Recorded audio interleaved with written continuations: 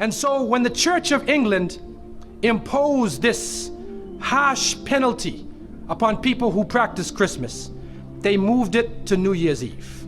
Now, New Year's Eve historically in the North was known as Hogmanay. Originally, the New Year for the Romans was March 1st. That was the New Year, not January 1st. So all of you who are on January 1st, where was I on January 1st? You're waiting for the light to go up in Times Square. The reality is, for the Romans, March 1st was the beginning of the year. And when you look at the number 7 in Latin, you find Septem. So September was the 7th month, October, November, December, 8, 9, and 10. So these weren't the last months of the year. It was 8, 9, and 10. And so what actually happened was, when they imposed the new year on January, it is for the ancient god, or their so-called god, called Janus, the two-faced god, two faces, who shows you one face and behind it is another face, the master hypocrite.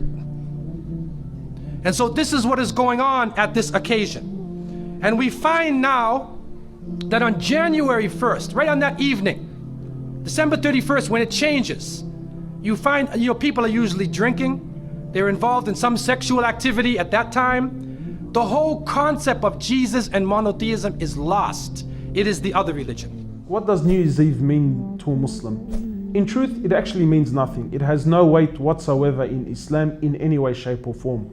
Our beloved Prophet Muhammad sallallahu alaihi wasallam, he gave us our days of celebration. He gave us Eid al-Fitr, which is the day after the blessed month of Ramadan. He gave us Eid al-Adha, which is just after Hajj.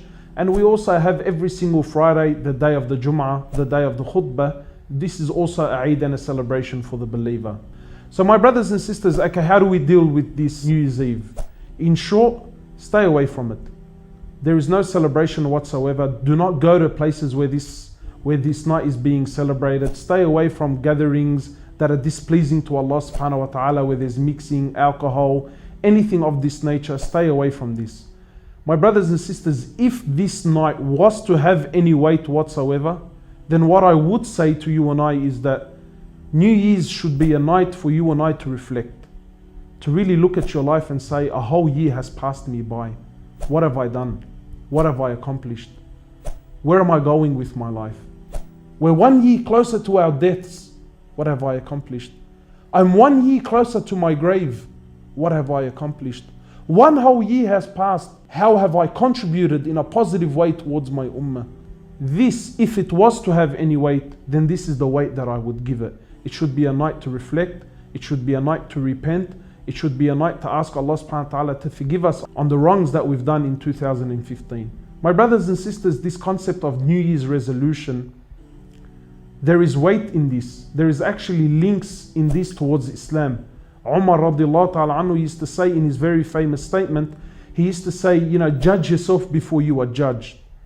Analyze yourself before you are analyzed. Check yourself before you are checked before Allah subhanahu wa ta'ala. So my brothers and sisters, one should be looking at himself and saying, a whole year has passed me by. What have I done? Where am I going? What new things am I going to do in 2016? How will I make sure that 2016 will not be like 2015?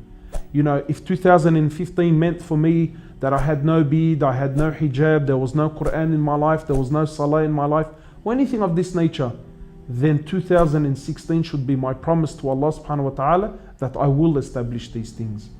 My brothers and sisters, if you are going to do anything on New Year's Eve, I strongly suggest that you don't, but if you feel like you need to do something, then make it a night of worship, make it a night where you make promises with Allah subhanahu wa ta'ala, and make it a night where you make dua for this ummah.